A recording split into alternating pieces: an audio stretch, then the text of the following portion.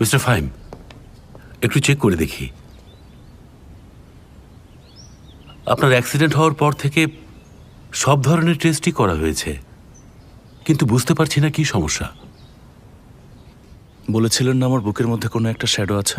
টেস্টে নিশ্চিত হয়েছেন? এই মুহূর্তে সবকিছু স্বাভাবিক লাগছে, শুধু রক্ত জমাট বেঁধেছে। মিস্টার ফাহিম, সেই মুহূর্তের আর কোনো ঘটনা আপনার মনে পড়ে? আমার জ্ঞান হারানো ছাড়া আর কিছু মনে পড়ছে না। আর কিছুই মনে পড়ছে না? ওই দিন বৃষ্টি হয়েছিল? হ্যাঁ, বৃষ্টি হয়েছিল। বুঝতে পেরেছি। আপনি এখন যেতে পারেন। আমার কোনো প্রয়োজন হলে আপনাকে জানাবো। আচ্ছা, আপনি এখন রেস্ট নিন।